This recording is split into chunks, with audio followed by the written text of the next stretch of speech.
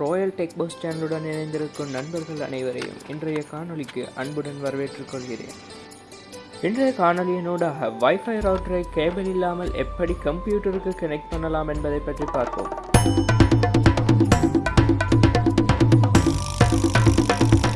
வைஃபையை cable இல்லாமல் connect பண்ணுவதற்காக நான் இன்று உபயோகிப்பது எல்ஃபாநெட் வயர்லெஸ் USB அடாப்டர். நான் இப்போது எல்ஃபாநெட் USB அடாப்டரை அன்பாக்சிங் செய்து கொள்கிறேன். ஒரு CD ஒன்றுடன் அடாப்டர் எமக்கு வழங்கப்பட்டிருக்கிறது. நாங்கள் முதலாவது அடாப்டரை ஒரு பக்கம் வைத்துக்கொள்வோம்.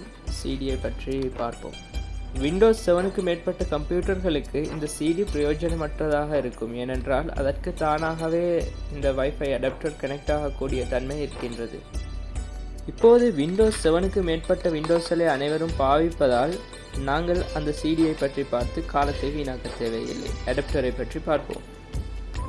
இந்த அடாப்டரில் மேற்பகுதியில் இருக்கும் ஆண்டனா வளையும் தன்மையை கொண்டதாக இருக்கின்றது.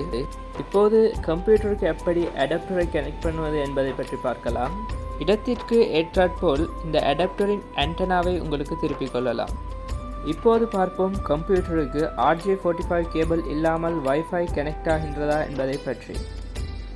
கனெக்ட் ஆகுவதை உங்களால் அவதானிக்க முடியும். வீட்டிலிருந்தும் ஆன்லைனூடாக கல்வி கற்கும் மாணவர்களுக்கும் அலுவலக வேலை செய்பவர்களுக்கும் மிகவும் பிரயோசனமான ஒரு பொருள் என்று கூறலாம். வைஃபைக்கும் கம்ப்யூட்டருக்கும் இடையில் கிட்டத்தட்ட 200 மீட்டர் அளவு தூர இடைவெளி இருந்தாலும் வேலை செய்யக்கூடியதாக இருக்கின்றது. நீங்களும் இந்த அடாப்டரை பாவிப்பதற்கு விரும்பினால் உங்களுக்கு அருகாமையில் இருக்கும் PC ஷாப்ஸ்களில் பெற்றுக்கொள்ளலாம்.